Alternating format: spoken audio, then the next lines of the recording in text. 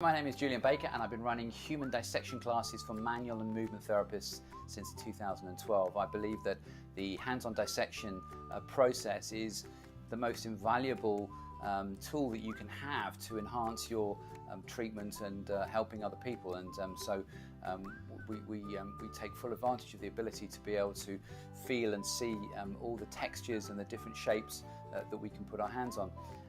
My background originally was in catering, and I learned very early on that a kitchen is only as good as the brigade that you have around, and you have lots of specialties within that brigade, you know, the pastry chefs and the sauciers and the people that are really good at what they do. And within any other professional environment it's no different, and certainly within a lab setting, I wouldn't call myself an anatomist in that term, but there are people that are really specialised, and they drill down into the most incredible detail and have an insight into different things because of what they do outside of the lab, which is quite unique. And so I've managed to create bring together a phenomenal team that work together at St Andrews and individually at other parts around the world as well. And so I was kind of missing them. With all our program this year being up in the air, I wasn't sure when we were going to see them again, and so I sent them a message and said, let's get together on Zoom, have a meeting, and I threw them a few pictures, and it was just so lovely to see them. It was a really moving and warm experience, and we loved it so much that we're going to be doing it again. I didn't put any specific pictures up for them. I just threw some stuff out there, and we had a chat about what came up. But the thing about these people that we've got Nick Marsa, Anna Brecha-Guren, Ibai Lopez, Oliver Fisk. These are all people that are very busy in their own field, manual therapy, movement, hands-on, and they bring their particular nuance to the lab. They're there, they have a commitment to the people that are attending. They're passionate about the subject that they're involved in. They love the dissection and have great experience at it, and they explain what it is that they're doing very, very well. So it's a pleasure to be around them, and they support me and have the underlying ethos of what we're all trying to do is shared by us all. We all get on, you'll see this, we all get on really, really well. Each one of these people now also take part. They have a platform within the class as well, so they'll run individual breakout sessions through the period of the 10 days that we have, and people just love it. It's a great chance. I step back, I learn from them as well, and it's wonderful. So here they all are in their glory. We had a great time doing it, and we're going to do it again, and try and pick out some specific areas of the body. And yeah, I hope you enjoy it. Hello to you all. How lovely to see you. So these are partners in crime, compadres, friends, colleagues, anatomists, dissectors, somonauts, fascists. No, that's the wrong one. Fascialites. And I've gathered them all here because this is our A team that we are due to be with together in St Andrews this July, if it happens. When we don't know yet whether it's going to happen, but these are all the people that I feel happiest and most excited being around, and hungry when I see Nick as well. So I don't know who you're seeing here, but I'm going to introduce them as I see them. I'm here being called Cucumber Salad, don't ask, with a backdrop from Moab. And to my next one along here, that's here, is Nick Marsa, who is an anatomist and neurologist extraordinaire. He's the man that does all the brain stuff. He's the brains. How you doing, Nick? I'm doing fine. Nice to see you. And I see you've not been locked down. You're out there in the country somewhere. I'm out in the desert in Moab, in Utah. God, so it's lovely to see you. And then we have Anna Brecha-Guren. Hello. Anna is what Anna doesn't know about the chest and the lungs, and her brain of anatomy is constantly running. She is an inspiration anatomically, and I spent the best part of 11 days with her last year in Poland and in dissection, and she just blew me away with some of the insights that she has and how she comes up with things. It's amazing. So it's lovely to see you, Anna. Lovely to see you, Julian. How you doing? I'm okay. Yeah, good. Good. We're going to need all your movement stuff very soon. And then this is in no particular order, by the way. I think it's just who joined. And then we have somebody who you cannot help but look up and see his face, and it makes you smile. And there aren't very many moments that go past in a day when you don't smile with this man being around. So he is an incredibly warm, loving, musical, friendly, insightful, thoughtful, mad person that you'll ever want to be around. And that is my good friend who I adore, Oliver Fisk. Hello, Oliver. Hello. How you doing? You're not rubbing the people. No rubbing the people. You love rubbing the people, though. I do. And I am. That's an interesting thing. I miss it a lot. But Sure. For the most part, it's given me a huge amount of time to finish remodeling my house. So that's good. And listening to Grateful Dead records. No Grateful Dead records. There's a story in there. Next time you see him, ask Oliver all about the Grateful Dead and his maths teacher. He'll tell you. So. And then we have one of the nicest people on the planet. I would say Oliver's nice, but he's not as nice as this guy, you know. And we have one of the nicest people on the planet. You know, here you go, nice people. And here is somebody who is just as generous of spirit. He gives of his time and his thought and his heart. And people, every time they meet him, they just absolutely fall in love with him. He's movement extraordinaire. He's passionate about his dissection, his anatomy, and his time in the lab. And it's always a pleasure. There is never a moment around him that you go, I wish he'd shut up. So, which is more than can be said about me. So, and is from the Basque Country. Oliver was calling us in from Denver in Colorado. And Ibai is from the Basque Country in Spain. Ibai Lopez. Hola. Hola. How you doing, Ibai? Hi. Here we are, just in these nice moments to find each other, just in this special time. I feel quite emotional just seeing you all here. It's amazing. Yeah. Okay. So what I wanted to do, how's your beautiful daughter? Is she okay? It's making the siesta now. He's about to, maybe she comes here in a while. So I have. Okay, so what I thought I might do is just throw some pictures up. I know you don't know what the pictures I'm going to show you. Nick tried to get a sneak preview, but we're not giving you that, Nick. So I'm going to throw some pictures up. Some of them will be some anatomy pictures, and some of them will just be some pictures that I just put together that I think sort of sum us up. And so just throw yourself at them at any point in time. I don't know how the screen sharing will work, but we'll see how it goes. And so I'm going to start sharing the screen, and hopefully you can just say a few things about the picture that you see, and we can move through. We'll stop when we run out of time. We'll have a little look, but I think we've got some cool stuff to have a little look at. So let's have a look first of all. So here we go. Here's our first picture. I'm going to share the screen here now. Let's pop that on big. And this is the lovely Anna and Ibai. Tell us when that was taken. Was it last year? Yes, it was last year, yes. 2019. It was the barbecue day. So we hope barbecue on the beach. Can you see my cursor moving over here? Can you see that? Yeah. So over here is the beach, and then over here is the tower that is St. Andrews, and this is is it East Bay, or I always get confused. East. That's West Sand. West Sand. And we have a barbecue on the beach and a game of football that we all cheat at, and hopefully it's a nice evening. And that's our barbecue, and it sort of sums us up. So yeah, beautiful picture, lovely. It seemed like a lifetime ago. Oliver. This was the last night. I think it was close towards the end, and we got some fish and chips, and we went down and sat down again by West Sands there. And it's just such a familiar little spot that we have there. It's a beautiful little place. I think that was shortly after I took a really good ride on the back of Ibai's bicycle with an umbrella. Yes, it was that day.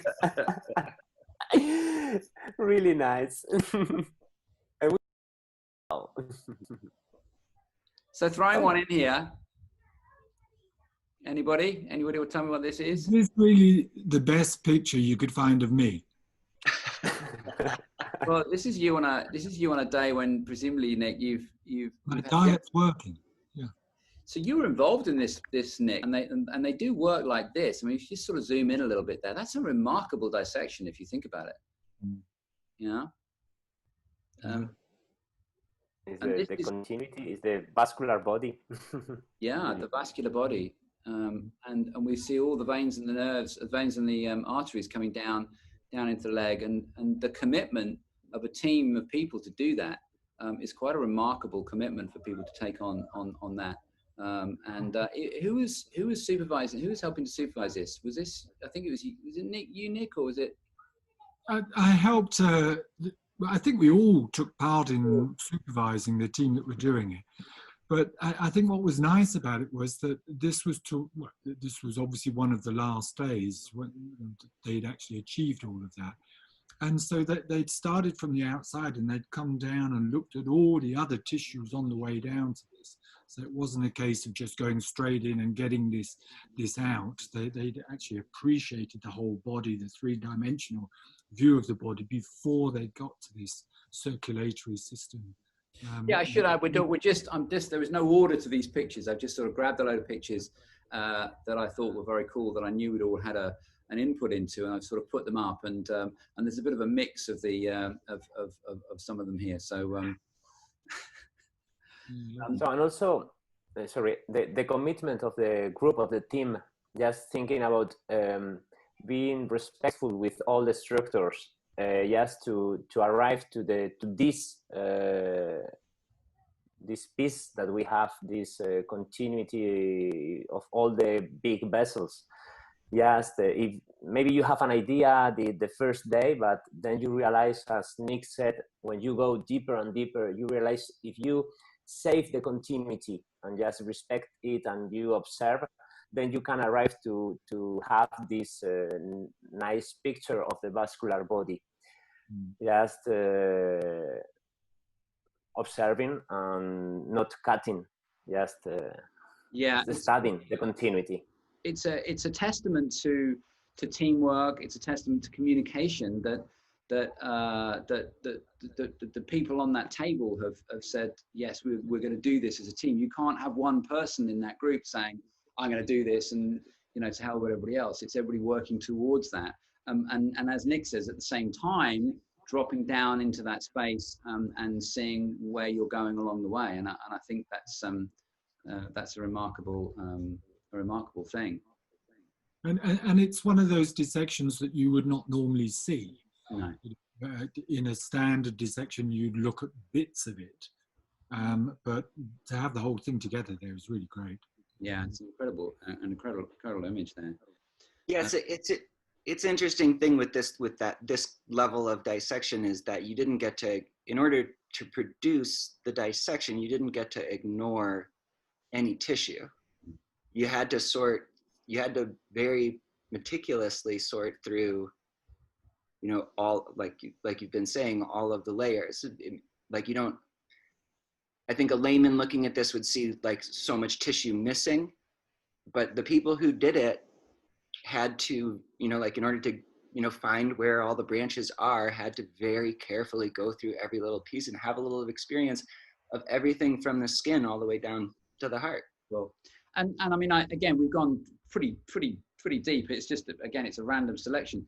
And we haven't sort of gone into any sort of superficial fascia. It's all over the place here. It's just literally whatever came up. It's worth bearing in mind that there's dozens of other projects that have gone on at the same time in terms of examining the shoulder, or looking at the jaw, or looking at a knee, or what have you, or a liver, or anybody else. And so this is sort of part of another process which has been worked towards. Before we go any further with this, obviously, we are enormously grateful to the donors and the donor families who give us this opportunity. Most of the donors that we experience in our dissections that we get would have been turned away by the university, and they're accepted on the basis that we are running this course. And so we are sort of granting last wishes, really. This is the last wishes of the donors. And over 50% of the donors, particularly in Scotland, are turned away. Hundreds of donors are turned away every year from the donor program. And we end up able to use the donors and learn so much. And there's so much benefit that our delegates take away from this and are able to help people directly. Great dissection. I just want to have a little look and see. Oh, Nick, can you help me out here a little bit? What? Yeah.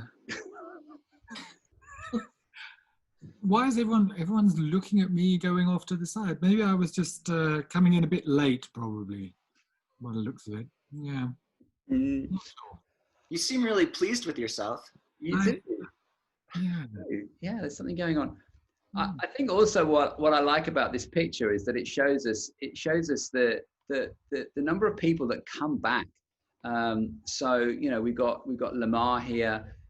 He's back every year. And we've got January, Ali. It finishes and Ali's back. Who else is here? Francis is in there. Francis is there as well. Yenny's come back a few times. We were missing Poe this year, of course, so that was a shame. So, but it's so lovely to see. And there's Andreas. There's Andreas and Tanya, and Jane Elizabeth. So many people that we see time and time coming back again. It's so lovely to see people doing that. And we had the lovely girls from the University of East London last year who came along. They were supposed to be going out to Indonesia to be doing a dissection there, and they couldn't go. They're sort of the medical students and medical science students, and so they came on this class, and it was lovely. They were absolute credit. It was their first time away from home, so that's our School of Medicine. So there's also something going on in here. I'm not sure. Oh, wait. I did not notice that in that picture earlier on. So hang on. What have we got? So Oliver, late to the party again? Just on time. How's something going on? Cool. Another great image. Tell us what we have to do to get here, Nick. Well, yeah, there's a huge amount of work to get to that. What we're looking at there is the dural sheath of the spinal cord as you're running up there, coming up to a little bit higher. If you go up a little bit further up, that's the dura of the brain there, still sitting in part of the skull that's left there. So what we're looking at is that continuation of the dura all the way down through there. So you've got to get obviously, because it's the nervous system, it's protected in there. It's protected in bone, it's protected in soft tissue, and so all of that has got to be taken off delicately to expose all those tissues. And there's an amazing amount of work there. We've taken off the skin, superficial deep fascia, we've taken off the muscles, we've taken off the bony arch that's on the back of the vertebra there. That's been removed to expose the next layer there of the continuum, which is the dura. It's great. Another superb dissection that's taken the group there an immense amount of time to expose that. Great. Yeah, right, this is one of you love doing this dissection, don't you? Yeah. It's a nice approach. And also, when at this time of the dissection, as Nick said, it's always by the end of the dissection process. It's really important. I love to be supporting at that moment everybody in the different teams, just for thinking about how to reach to this level. Because at that moment when you are tired and after 9 days of dissection, or maybe 8-9 days of dissection, it's really important to stay calm and continue with the process of being focused on that continuity, as you can see here with all the nerves and the continuity with the muscles and the really tight relationships between them with all the tissues in the body. It's amazing. Yeah, I think as Ibai said, it's, you know, they've spent sort of 8-9 days getting to that stage, and as we said, you've gone down through many different layers, and it's that, you know, it's hard work, chipping away, cutting away, dissecting away, whatever, and then all of a sudden another layer comes off, and they can see, wow, this is another layer here, and I can see, you know, these tissues, and then another couple of days work, and then that slowly goes away. Wow, another level. We've gone down even deeper now. It's quite it's an amazing sort of pulling together of the teams there. It's quite remarkable, the sort of the wonder and the problem solving that people have. We got a Dremel last year as well, Oliver. I managed to break it within about 30 seconds of getting it. So, we had some fun with the Dremel there, right? Yeah. It's interesting at that level of dissection when you're getting to the last little bits of the. I mean, what I think a lot of people don't realize is how much bone is missing from that picture. If you know, I mean, clearly the rest of the skeleton's not there, but if you think about it, just in terms of the you know, the spine itself, what each individual, the patience of taking away a really tough piece of bone around an extremely delicate piece of neurology, and you're 9 days in, and you've just opened up a whole new box of complicity, and you have to slow down and be super careful with everything if you're going to end up with an image like this. Having not just mashed the inside. I don't know, it's very impressive. And I think, you know, when you see people like Anna who come back year after year, and the energy that you have to maintain, and the you know, the consistency of keeping going, you know, and after 9 or 10 days you're still there, and you're still on your game, and you're still focused. And there are those that sort of fall by the wayside along the way, but you know, yeah, it's hard work getting to this stage. It's really hard work. It's not easy, this last bit. And easy to make a slip and to get. Yeah. My glasses. I miss my glasses. I like this picture because it shows so much going on. You know, you get the idea that there's some studiousness going on, but there's people in the background. There's different things going on, and people sort of find their own rhythm. And sometimes people go off and have a break, and we enforce a lunch break and quite often a tea break. But you know, by the end, people have found what they need and their own rhythm to be able to work out what it is that they need to do. I think there is a really, there's an important part that I've mentioned it many times to you, Julian, that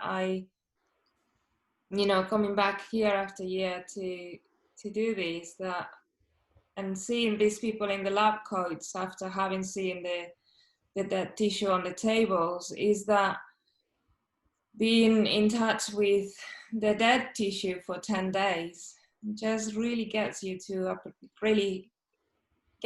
to appreciate the living. I get to a stage where I really find connection with life. And I think that seeing, people in the lab coats after seeing the dead tissue. I think it does that. It gives you an appreciation for your own body and your own life and humanity in general. And I think from a clinical perspective, it's allowed me to have a remarkable ability to problem solve. That when I see somebody presenting with an issue, a pain or what have you, within a therapeutic environment, rather than the idea, right, you have a restriction from the shoulder, I can see and feel the tissues from the lab moving underneath my hands. I can join them up. There's a way of seeing the body from a therapeutic perspective that I would never have been able to have without this process of dissection. That I cannot even imagine how that would have worked out or panned out without that. Because otherwise, without this, it would always been, well, it makes sense, and I can see this, and I can experience this after many years of putting my hands on people. But with the dissection, it kind of cements that knowledge and that absolute affirmation. I don't know if anybody else feels the same way. Absolutely. I think you like seeing the nervous system there and seeing the cardiovascular system just before that. The number of times you hear groups say, "Oh, that's what it really looks like there. That's what it's, you know, that's what it's like under there." We've seen it in books, we've heard about it, we've spoken about it, we've read about it, but that's what it really looks like. And I think that's an amazing gift. Mm. And that's how it really looks like at that frozen moment in time where, you know, the person passed away and then it's being involved in that particular position. And I think a lot of people, one of the questions that comes up very often when, you know, people ask about dissection is how can you, you know, from a movement perspective, if you are a movement teacher, how can you understand movement from seeing, you know, that tissue that is not moving, is not breathing, is not pulsing, it's not alive. But there is so much movement there. There's so much story of movement because you see the waves of where the movement would have gone, and you see where where it has been. Yeah. Yeah, it's like the tide goes out and you see the patterns of the sand that the tide has left behind. And those patterns will be different every day because the movement is imprinted upon them. And according to wind or the environmental conditions, you'll see a different pattern every day. But also I like with the particular way that we work with this soft fix, we're going to come back to that. This soft fix that we have has allowed us to have a lot more mobility rather than the sort of the grey, dry cadavers that we traditionally have seen, and what I started learning on my dissection on. This soft fix is a lot more fluid and more mobile. But I think the tendency from my perspective when I started learning my anatomy as a therapist was, right, here's a muscle. And I didn't really ever think about the fact that, like, when we see the arteries and the veins going into it, that they are anchoring and supporting as well as providing and taking away. You know, it's a different perspective. You go, oh, hang on a minute, you know, I can't get this much movement on a muscle because there's a load of vasculature that's in the way that's going to stop me from doing that. So I have to rethink my theory in many respects. At the same time, what is interesting of this moment, this opportunity we have when we go to this kind of course, is that you are working on these tissues in the lab, but after that you meet people of different specialities, maybe with a body worker and maybe a teacher, a movement teacher, or a yoga Pilates teacher, or maybe a clinical anatomist that is with you here by the side, or like Nick, you can speak with a person that is so specialized with the nervous system. So you take everything, all that experience of that people maybe taking a coffee and speaking after your time in the table. So it's amazing. It's a gift also. It's not only the lab, it's all what you have after that time in the lab, when you are just thinking about, rethinking, meditating about what you have seen, rethinking your stuff, that you can speak with somebody that it gives you a new perspective. Yeah, it so gives it's the whole thing. It gives you the theory, the anatomy of it, but also the practicalities of it as well. Yeah. Okay. This is a picture of dedication. Are Oliver. I wish there was 3 of them. I still wish there was 3 of them. Come on, what are we looking at, Oliver? Talk us through this. Those are ear bones. Yeah, that's our stapes. Stapes, and what's the other one? Malleus? Yeah, malleus. And the one that's not there is the anvil. Yeah. Didn't get the other one. I think this is from 2 years ago. You were going to go back and have another go last year, but you didn't get the opportunity. It wasn't time. Yeah. Dremel, you might be able to get one. I tried with the Dremel with Jim's Dremel in Colorado Springs. And the interesting thing about that is the Dremel produces enough dust to where the structure of the inside of the labyrinth of your ear is minuscule. So just talk us through what we're looking at here, Oliver, for those that don't know. So there are a series of bones inside your ear canal. These are two of them. There is actually three in there, and they basically create. It's almost like a Morse code system that vibrates the membrane of your eardrum and then relates that information to a nerve. Interesting thing about these bones is they're part of a few of a set in a whole body that don't have a muscular connection.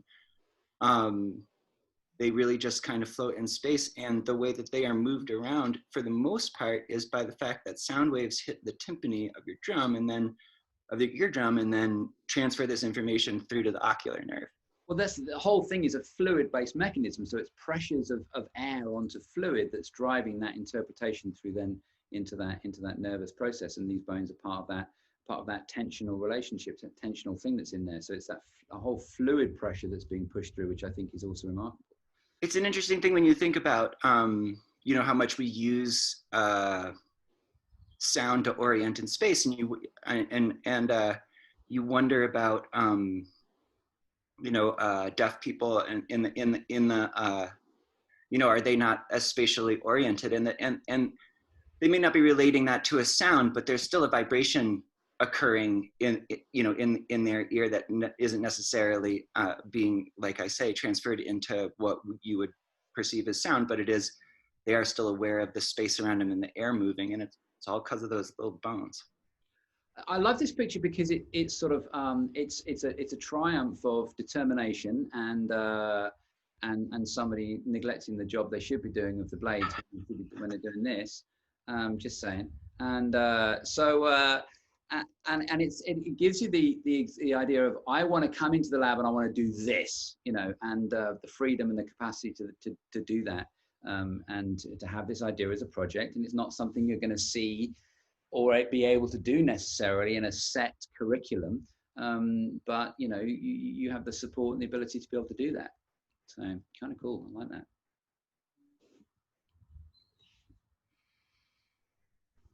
Just our sort of general, move this across a little bit, our general sort of little group of people here. It's just a nice sort of group to see here. There's a couple of years ago, Marty's there and that, Gary, a few people that are coming back again. Oliver, you don't like this picture, right? I like this picture. I like the colors in it. I like how weird you look, but I think it sums you up pretty well, because I think you're pretty weird. So what can I say? Why is my head so crooked? What's the matter with your camera? Maybe these are wooden frames, aren't they, Oliver? Yeah. Maybe could you get those little sort of spirit level, bubble level kind of things added to them so that you could see when you're, you know, you could sort of glance up and see when everything is level. That's a particularly good idea. I have a very small level. I could just put it across the top of the glass. You just strap a little level to your glasses, and we can go left a bit, right a bit, you know. But I seem to remember you were sort of, I had my camera out and I was taking a picture generally, and you came and sort of stood in front of my camera and sort of imposed yourself upon the picture. So I think anything that happens kind of serves you right from that. So, but I think it does sum you up. I love our room. I love our breakout room, and so that space that we can go into at St Andrews and have that sort of, all the books are on the room there, and we have our cream cakes and our cup of tea and a cup of coffee. It's sometimes hard to get people out of that room, isn't it? Really. Mm. And Nick can do his one-man show there as well. Excuse me. Thanks, Nick. Pardon me for just 1 second. I have to find a power cord. I will be right back. Okay. So let's just go back to some of these other ones in here. So I'm not sure what happened here. Where do we go? So we had the circulation. That was good. Okay, that's fine. Where did the rest of them go? Not sure why we haven't got this.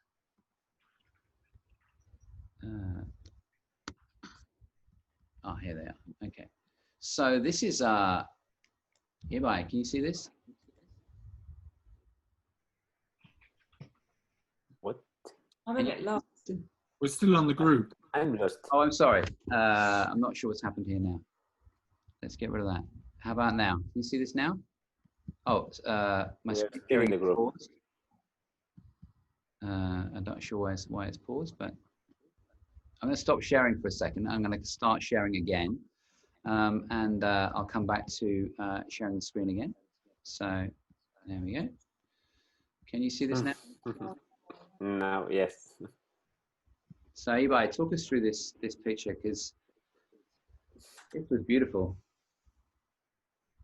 So 2 years ago, I had to go a few hours before the last day. I have to take the plane and come back to Spain. So it's really important to finish all the process, all the when we arrive to this moment of the circle of appreciation and the final moment we have with all these people, with all these bodies, and with our partners. So just in the middle, as we used to put some lights, some candles, I just wanted to put some light, just because the yellow. Then we had the different forms, just a place for each one of the 6 forms we had worked with that year and we had learned. And then with the green spiral, I wanted to show and to express the energy we had that started from our donors, our teachers during the week, and just came into us, and at the same time came back to them, just like an energy circle flowing over there. And because I really felt at that time that it was hard to me not being in the lab by the end. It still makes me, I become sensible to this when I see this drawing. I did it in the plane because it was the time I know you were just making the big cleaning up of the lab, and for me, I was with my head. I wasn't in the plane. I just sit down. I needed to give something, and I realized I sent it to you by phone. I just did this. Please share it with the group, because I wanted to be there for a while. It's a remarkable thing that over a period of 10 days or 5 days, whenever we do a dissection, that although the process itself is quite in many ways a brutal process of taking a body apart and quite a lot of mess, and I call it a beautiful mess. It's a song that we play, and we fall in love with our donors every time. We fall in love with each other and our team and the process, and we've been on this emotional roller coaster, and it's very important for us to have this closure. And we have a little ceremony. It's at the end of the period of time where we just thank the donors and we thank their families and we thank each other for the experience. We couldn't have it. You couldn't have that experience with just one person. So all of us as a team, and seeing what everybody else has done, and we stand around and we put our forms together. Sometimes they're in coffins, sometimes they're not. And we just say thanks and thank you for the teachers, and it's a very beautiful moment. And Ibai wasn't able to be there, and he expressed this in this drawing that he sent through, and we put this on the screens. And I think it's just for those of you that have been part of that, people that have been part of that end closure process, you can see that and know exactly what that feeling is and exactly what that represents. And I think it's just beautiful, and I want to get it on t-shirts. It sort of sums it up. Anybody got any feeling about it? I want a t-shirt. Yeah, that's true. Yeah, it's a beautiful logo. It sort of sums so much else up, and it sums up the sort of the love that we have for the process, really. So oh, I'm not sure what happened there. It's a different year, I think, and we can see Joe Hung here from Hong Kong. Things going on there, and there's Nick. I think still wearing the same trousers. But Same trousers, same boots, but different t-shirt. Gary. There's Gary. Gary comes out of hibernation. He's generally on holiday or off sick or what have you. He comes out to run our class every year. He's a fixture, and his big pride and joy is to try and speak as much broad Scottish to people so that people don't understand him. But there he is with his Rick Parfitt status quo, his mug of soup, and he's an absolute fixture. We love Gary to pieces. Oh, nice.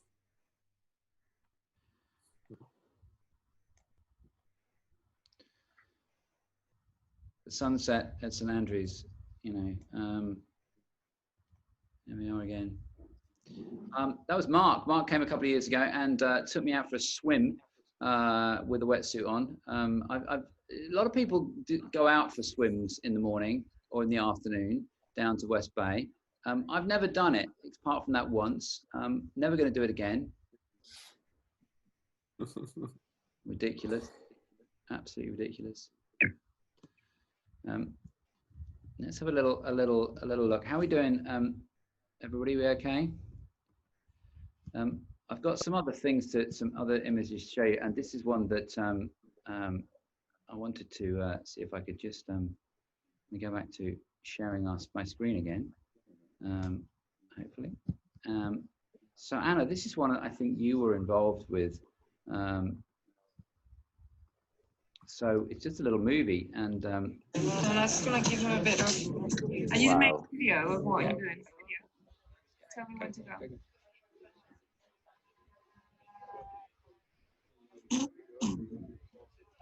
Remember this, Anna? Yeah, is that Stella Felicia? Yeah. Yes.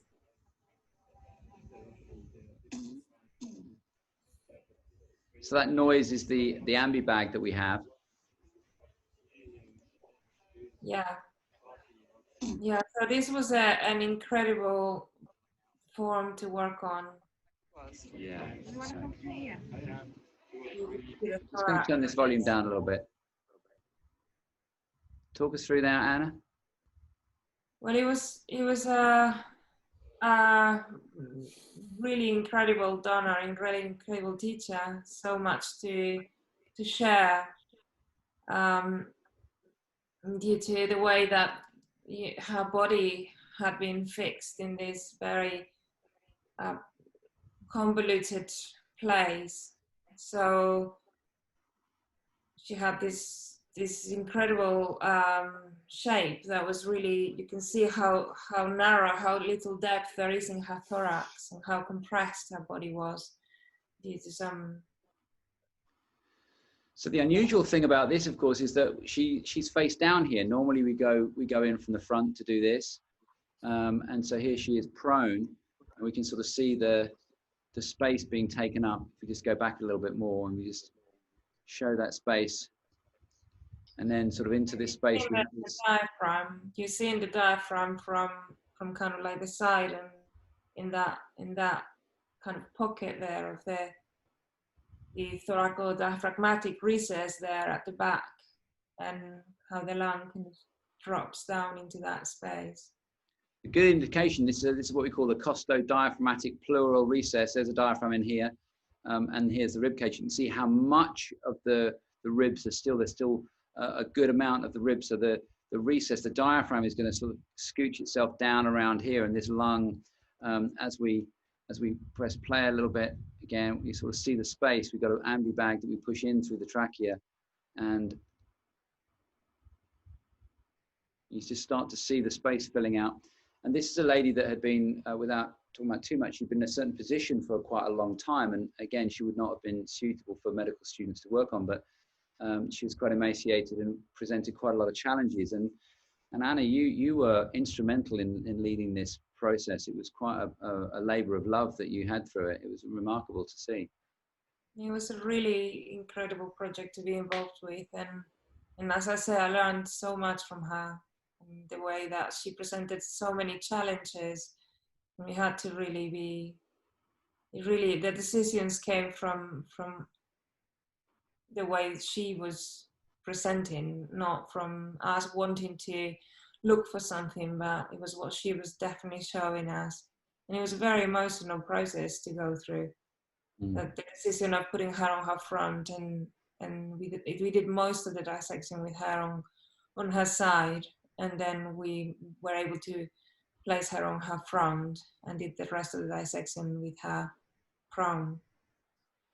But Again, also, it's one of the, one of the things that, I mean, it's not quite so related to this image, but other thing with her was that the way her body was fixed was so not from her joints. So some of the things that we learned was that as we remove the skin, for example, she suddenly gained a lot more mobility. As we removed the superficial fascia, she gained more mobility. It wasn't the joints themselves that were,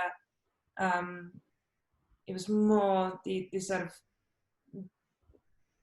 more integral tissues that were giving her. yeah, she was a lot more mobile than we thought, and her joints weren't, even though she'd been sort of scrunched up a little bit, her joints weren't atrophied in that way that we sort of expected she would. Yeah, I like this because we can see again the inside. We can see the pleura folded back here, and of this inside of this this inside of this cavity here. So again, beautiful job that you've done there. Yeah, and I think what's nice about this is, even if you weren't involved in this particular project, for everyone else who was working on other tables, other forms, that we could all come over sometimes and see what you were doing. So we could all learn. It wasn't just the case of the people around that table with Anna's team there. It was everyone in the room could come over every so often, interact, have a look. Anna could explain these things to us, what they've done, how far they've gone, what they plan to do next. So I think every single person in that room got something out of every single form that was in that room. Yeah, it was quite a remarkable process. Yeah, very cool.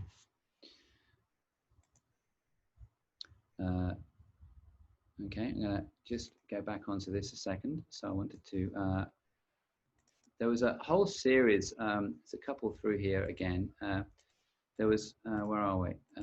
There was one particular time that we had, I'm trying to find it here now. We're sort of going backwards and forwards a little bit, but so if we can just share this a little bit, which is, there we go.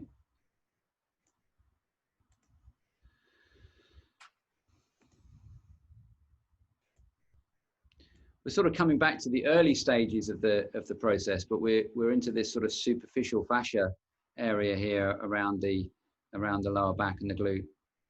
And there's two images here that I want you to consider. One is this superficial fascia, and then there's this scarring. I don't know if you remember, particularly Ibai, we were involved in this process of taking quite a lot of superficial fascia off and seeing how much of this was pinned down onto the deep fascia, which you wouldn't normally see.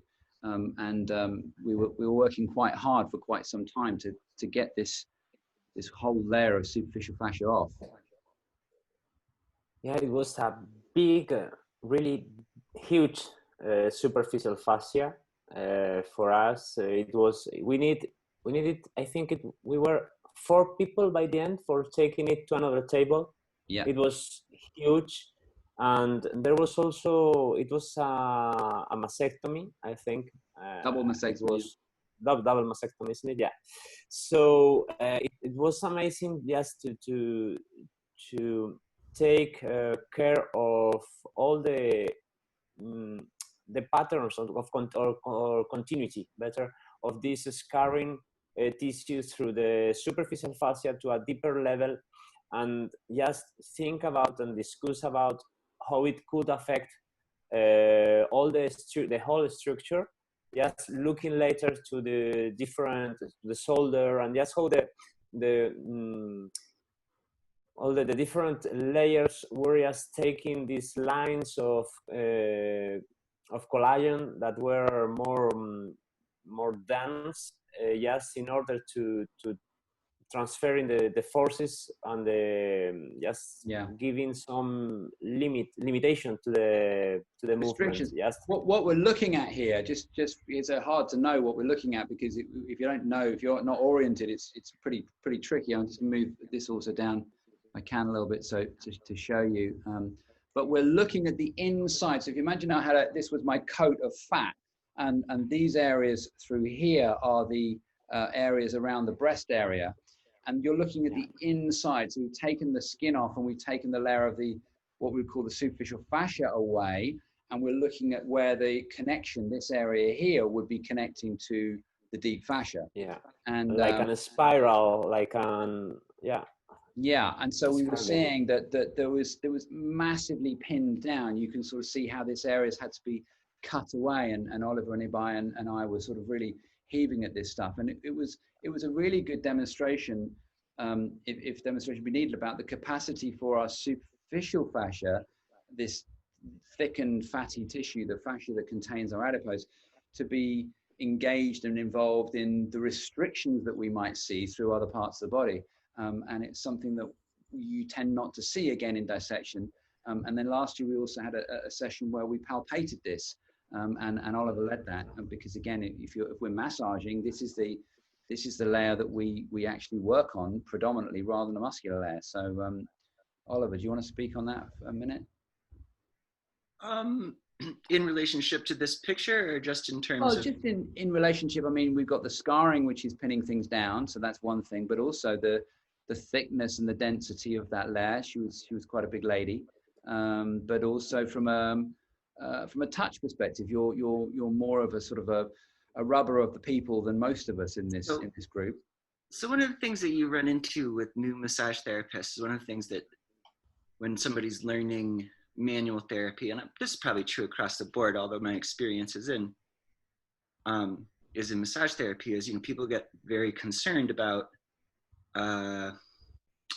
overweight people and how hard it is to find a particular structure, or whether that's going to obscure what they're actually working on. And this particular exercise in a lab immediately undoes that, because you get an opportunity to see that you get an opportunity to physically experience, to tangibly experience that what you're touching is that skinned, a superficial layer. That doesn't mean that you're not affecting the musculature. It just means that the information that you're getting is being recorded in this layer.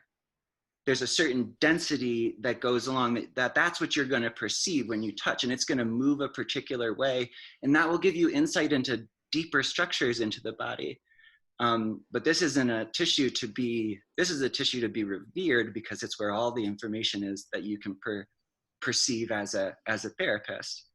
Does that make sense? Yeah, absolutely. Anna and Ibai, your movement guys, how much, I don't feel that a lot that the movement world takes into account this layer as it's, and the involvement of it in functional movement. And certainly over the years, I've spent a lot of time moving this around in people that are restricted and in pain, with phenomenal results in terms of the change and the greater ease of mobility that they have. Do you think this layer is something that is adequately represented in the movement world, or? No, I don't think not at all. And also because it's all this stuff with the fat, if we think also with people and thinking about this layer like fat, only fat, that becomes also like a taboo for it's something people usually in the movement world don't want not to talk about, to think about. Let's say when we study in the university, we study muscles and joints and the movement they do, and this for me it was like the first time I did a dissection. When I went through this layer, and then when I went to the viscera, I said, okay, I know anything. I know I don't know anything. I need to study 5 times more, because I have to understand all this. I have missed all this vasculature of these lymphatics, all the important things for the living and for the sport and for the physiology. And so we think usually only about movement, and when we use materials like spiky balls and foam rollers, then you realize, you listen things over there speaking about doing something like a myofascial work with a foam roller for the quadriceps, and then you say, oh, excuse me, I think it's interesting that we think about the superficial fascia layer. Not layer, superficial fascia. It's continuity, it goes down. This is Anna, we were looking at this last year in Poland about how much of this, and my mistake, it's not a mistake, it's what I learned, was to remove this layer, and we quite often miss that continuity of those collagen fibers down into the deep fascia and then into the muscle. Yeah, but I think another thing also within the movement world, when we've got, I mean, and also I imagine the bodywork world as well, but coming into now this whole sort of fascia, more fascia focus movement, and I feel there is a real reductionism when we come to actually talk about fascia, and we are still only just focusing on the deep fascia layer and just seeing the continuities within one layer or within one area, you know, one layer, let's say. And you know, the question of how much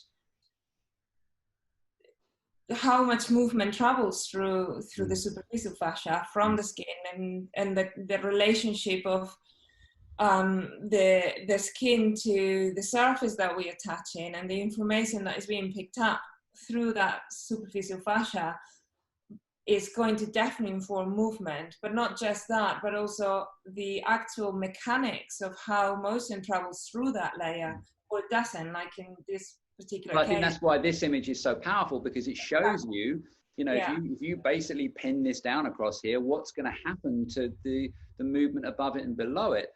And how's that going to be impacted?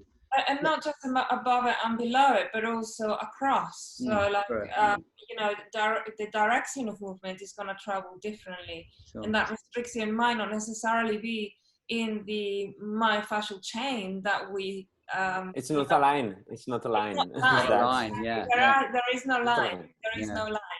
So, Nick, you're a more of a classical man in terms of the anatomy that you teach. How much of this, two questions for you, how much of this is taught still within a classical world, and how much of seeing this has influenced you to maybe introduce it, or sort of, I would say rehabilitate it, but actually habilitate it within a classical field? So, I mean, as you said, I'm more a classical anatomist in some ways. And I've been involved in this for like 40 years. And it's probably only in the last few years that we've even mentioned this. I say mentioned it. I mean, skin and superficial fascia, or fascia, has been mentioned in the past, but in classical anatomy dissection, it's taken off, put aside. Let's get down to the real stuff, because we can recognize these muscles. Everything else above that was just pushed aside. So since working with yourself and, you know, this great team that we've got there, everyone, I've brought it more and more into my teaching that I'm doing in the standard anatomy, but I think it's still neglected very, very much so in many, many courses of anatomy. It needs to be brought in much more. But this is one of the things that that you said earlier about St Andrews and other places that you're working. You're taking the forms that would otherwise be rejected. And one of those criteria is that if there's too much scar tissue for standard medical students, they don't want to see that. So or fat. And this is such a lesson there, just looking at this. And, you know, we had that experience. This is the thing, is that we're in a vicious cycle. If you see an anatomy book is by nature of it is showing that the superficial adipose layer is a very thin layer, because all the donors that will come will be thin people, because the fatter ones will get rejected. And so you end up with this cycle of the illustration and the imagery that you have doesn't include this layer because it's never seen. And so you will have doctors and becoming surgeons all the way through who will never have seen this layer with any degree of quantity that it has. So especially not in the anatomy that we teach our manual movement therapists needs to be different. We need to have a version of anatomy that we teach that encompasses a lot more of this. So I'm going to move on. We're going to have another quick look at this. This won't just come out of this a second. There's a couple more, and just before we finish, there's a remarkable sequence. We're going to leave this one behind, but there's a remarkable sequence that we had of, and I've only really just come across this. We're going to sort of scooch back a little bit. Wow. If we can. We're going to go all the way back a little bit, if we can, and we're sort of giving it away a little bit, but we're going to go forwards again. Okay. And this was something that I think we start at the beginning. We're just going to drop down through these quickly, and I'm going to invite anybody to jump in. This is why we bring Nick. You know, I'm the chef that has all these specialty people around, the pastry chefs and the pizza chefs and what have you, and so, you know, bringing people like Nick on board is quite amazing. So Nick, I think this is one of your little pet projects that you had. Yeah, it looks like it. I'm going between two screens here, so I'm looking at that one. Yes. So the first one, we've still got the dura in place. The next one, we've taken the dura off, so we're looking at the cerebrum and the blood vessels over the brain, and then we're beginning to go down through horizontal sections down through the brain, so we get to the internal capsule where we've got all the fibers going up and down. Obviously the thalamus is just coming in there in the middle there. This is great. Yeah, this was lovely. I remember this one. Yeah, all the way down, internal capsule going. Yeah, it's great. Yeah, people did great work on this. Now we're coming down, it looks a bit into the temporal lobe, and we can just see the brain stem coming in there. Yeah, take that out. So we've got, yeah, and then we can see a bit of corpus callosum. Fantastic, great dissection. Yeah, that was a real pleasure to work with the team when we did that. Yeah, and the falx there in the middle there. Yeah, just pull it back up again and see it from there. And this is the thing, is that this isn't planned out. This is what I like about this. It's like you walk across to the table and there's been this conversation that's gone on that says, this is what we're going to do. And I rejoice in that. It's absolutely fabulous. And the ability to do that. So you just sort of look at that all day. That's a study and great embalming, I have to say as well. So, you know, we got nice, really nice brains here as well. So. Okay, so yeah, there we go. Let's stop that now for now. Let's come back to you then. So I'm gonna draw it to a close. I didn't really know what we were gonna. I had an idea in my head what we were gonna do, but I've thoroughly enjoyed myself going through some pictures, some social stuff, seeing your happy smiling faces. Yeah.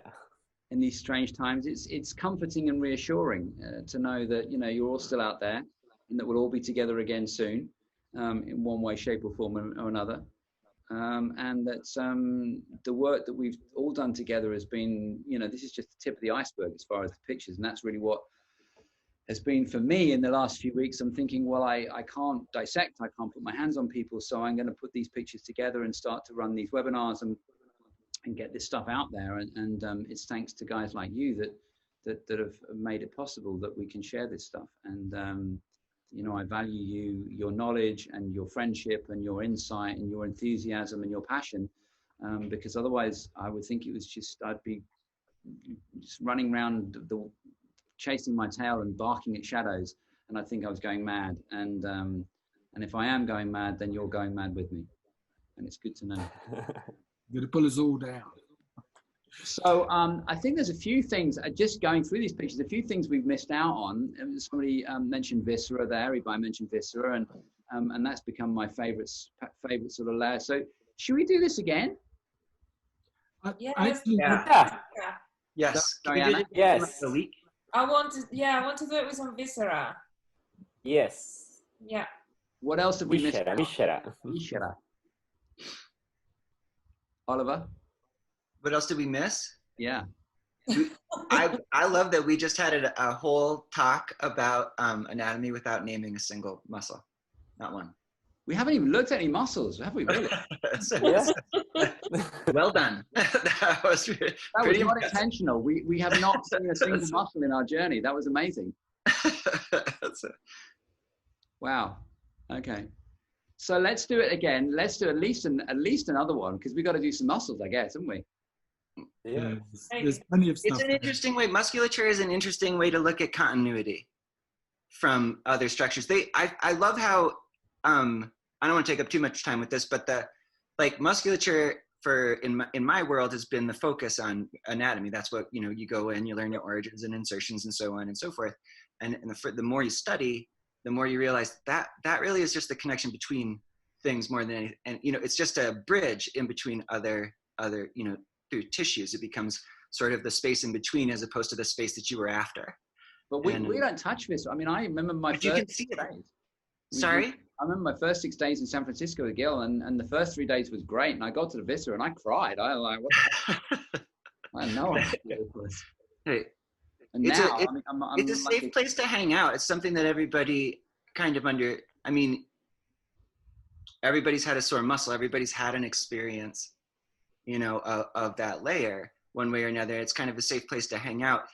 But it does, if you're looking for continuity of movement, you can see it represented in superficial fascia. You can see it represented in viscera, but the musculature is what tied those two things together. That's what, created the energetic connection between those two things. I don't mean energetic, I mean really energy connected those two things. Well, I think next time what I might do is I might curate the pictures a little bit more so that they're not all over the place. But that's just what I wanted to do, is just throw it at you and see what you came up with. And I've loved it. And I could be here for another 3 hours and doing this, but I'm gonna press stop record. So don't go anywhere. We'll just stop this. But I'm just gonna press stop record now. But I want to say thank you to Nick Marsa, Anna Brechiger, and Oliver Fisk, Anibal Lopez for their, as ever, insight, passion, enthusiasm, love for their subject, and for being there and agreeing to this this idea of mine. And I think we're going to do this again, right? So say goodbye to the lovely people. Thank you, Julian. Bye. Thank you, Julian. Bye. Thank you, Julian. Aren't they lovely? We enjoyed it so much that we're going to be doing it again. I didn't particularly pick out any specific pictures for them to talk about. It was just a few random things, so we'll do the same again, but we'll maybe with a bit more of a theme next time. So we're going to definitely look at some muscle, and we'll have another chat on viscera. So I do hope you enjoyed that. If you would like to donate to the upkeep of this particular webinar and make sure that material's out there, you can go to buymeacoffee.com. I'll put the link in here, and you can buy coffee, and I'll certainly pass on your coffee to the other members of the team. So look out for the next chat that we're going to have, and see you again soon. Bye for now.